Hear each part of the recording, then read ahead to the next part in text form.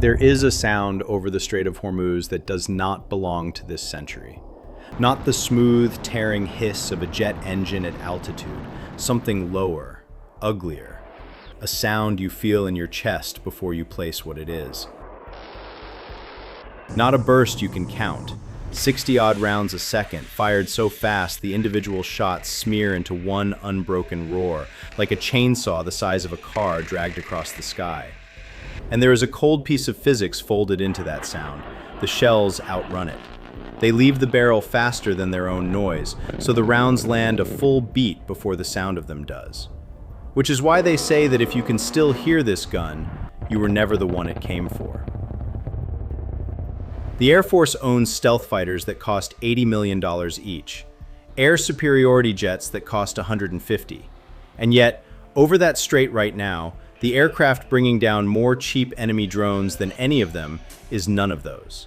It is a 50-year-old attack jet the Pentagon has called obsolete, redundant, and unfit for modern war. An airplane the Air Force has been asking Congress for permission to retire for more than a decade. And it can't get that permission for one reason. The enemy is launching more drones per day than anyone can afford to shoot down with missiles, and everyone that gets through pushes this fight toward a bill no defense budget can pay. $2 trillion of fifth-generation technology overhead, and the machine actually solving the hardest math of the war costs less than half as much per hour to fly as the stealth jet parked beside it. Why does the most advanced Air Force in history keep reaching for a Cold War relic, the A-10 Warthog, to solve its most modern problem? Subscribe to Classified Decoded, because the answer is not in the airplane. It's in a single, merciless equation the Pentagon spent years refusing to solve. The one where the cheapest weapon in the sky can bankrupt the most expensive military on Earth. One cheap drone at a time. To understand it, you have to go back to how this fight even started.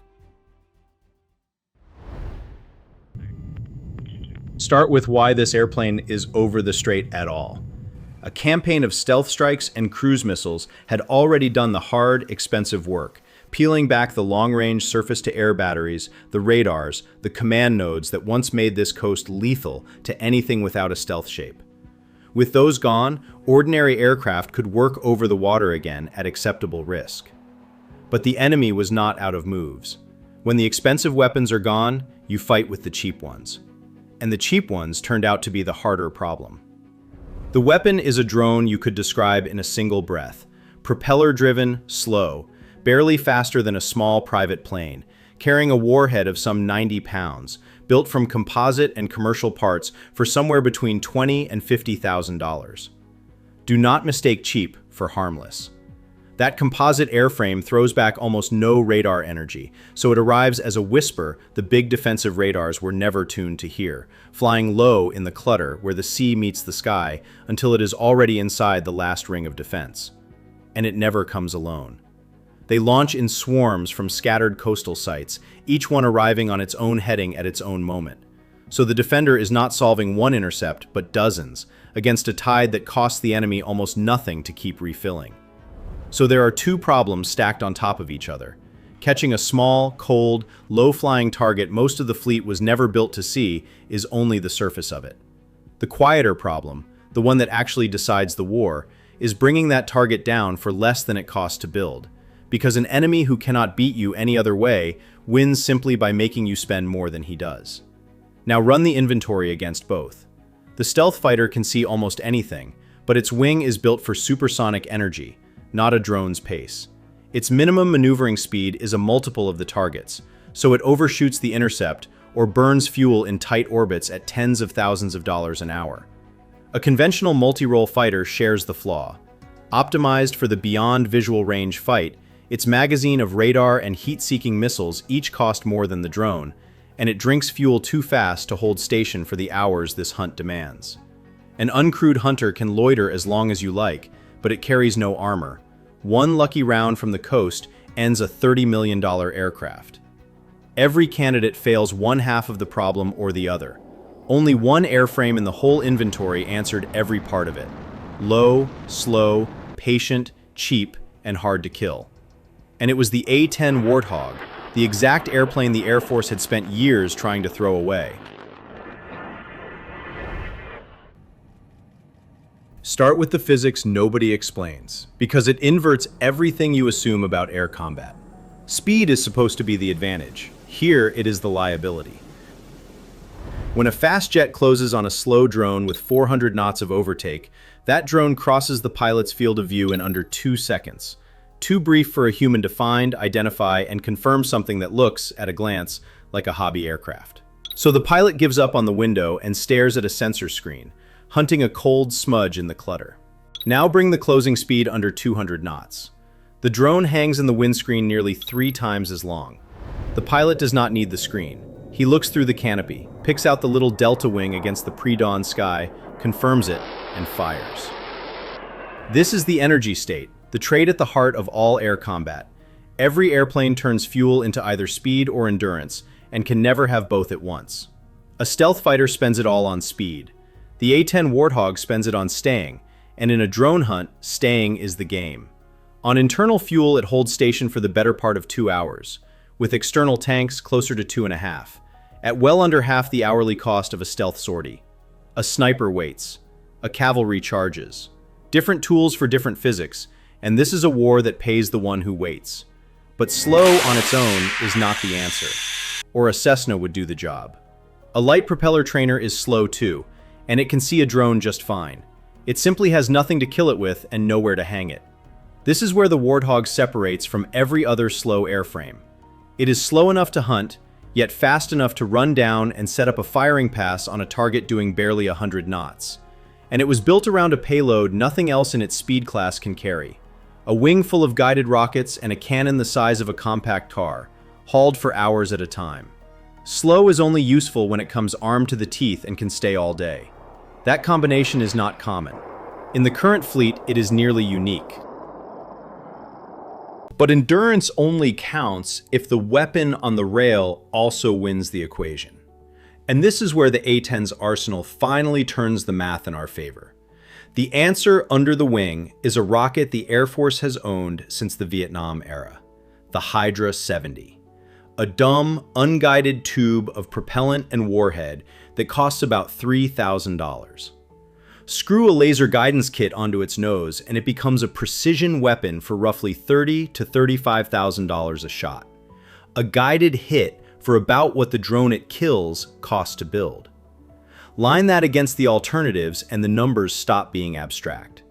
One short-range heat-seeking missile buys you 11 of these guided rockets. One radar-guided missile buys you 31. And this jet hangs them across 11 hardpoints. So a single sortie can engage target after target, many shots already in the air before it turns for home. This is a role the weapon is still growing into against small, maneuvering targets. Its air-to-air record thinner than a missile with decades of pedigree. But every rocket that connects is a trade the enemy cannot afford to keep making. And for anything that slips inside rocket range, there is the sound this story opened with. The GAU-8 Avenger. 7 barrels, 30mm depleted uranium rounds, 3,900 a minute. A 2-second burst throws roughly 130 rounds downrange. A few $1,000s of cannon shell against a drone of composite and fiberglass. That is not a contest, it is a subtraction. And one number tells you how much violence is passing through that gun. At full rate, the recoil comes back at about 10,000 pounds of force. Each of the jet's 2 engines produces a little over 9,000 pounds of thrust. The gun pushes back slightly harder than an entire engine pushes forward, so the airplane physically slows down while it fires. That is not a defect.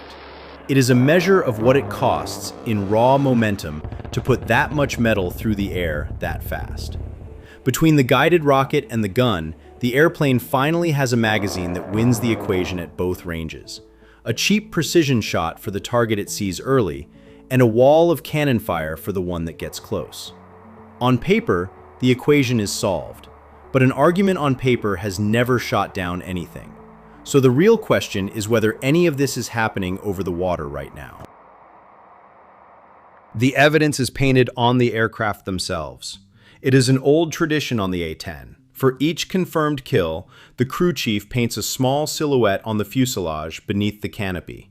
A private ledger of what the airplane has done. no press release required. On the machines coming back from this coast, the silhouettes going on are not tanks or fighters. They are little delta-winged drones, stenciled in rows, and more than one airframe is wearing them. The fleet's real tally is almost certainly higher than anything anyone has photographed. The oldest attack jet in the inventory is flying combat over the strait, day after day, and the paint on its flanks says it is working. And it keeps coming back to add to that tally when a lesser airframe would not, for one more reason. A reason that makes this airplane irreplaceable and weighs about 1,200 pounds. The long-range defenses are gone, but the coast still bristles with the cheap stuff that never leaves a battlefield. Heavy machine guns, shoulder-fired missiles, light anti-aircraft fire. An uncrewed Hunter can loiter far longer than this jet, but it cannot take a hit. One round and a $30 million aircraft is finished. This jet can take the hit. The pilot rides inside a titanium bathtub, some 1,200 pounds of armor wrapped around the cockpit, built to shrug off 23mm fire. How much that matters is not a specification, it is a name. Flying with the 75th over Baghdad in 2003, Captain Kim Campbell lost every hydraulic system in her A-10, primary and backup both, severed by anti-aircraft fire over the city. With no powered controls left, she flew the airplane home by hand on manual reversion, a purely mechanical web of cranks and cables that bypasses every dead electronic system, and she landed it, and earned a Distinguished Flying Cross for it. No other aircraft in the inventory would have brought her back. Persistence, firepower, and the sheer stubbornness to survive and come back tomorrow. No other airplane in the fleet carries all three at once. But this is more than a war story. It is a pattern worth sitting with. The A-10 was designed in the 1970s to kill Soviet tanks on the plains of Central Europe. That war never came. Half a century later, it is hunting cheap drones over a narrow strait, a mission its designers could not have imagined. The airframe did not change. The physics did not change. What changed was the threat. And this jet turned out to occupy a category nobody thought to name: the forgotten persistence platform. It falls into the gap between fighter, bomber, and drone. An airplane slow enough to find small targets, armed cheaply enough to make the math work, and tough enough to come back and do it again at dawn. Now look at it from the other side of the strait. The enemy can build drones faster than anyone can fly sorties. Dispersed factories, commercial parts, each one cheaper than a pickup truck. That is his advantage. And it is real. Volume.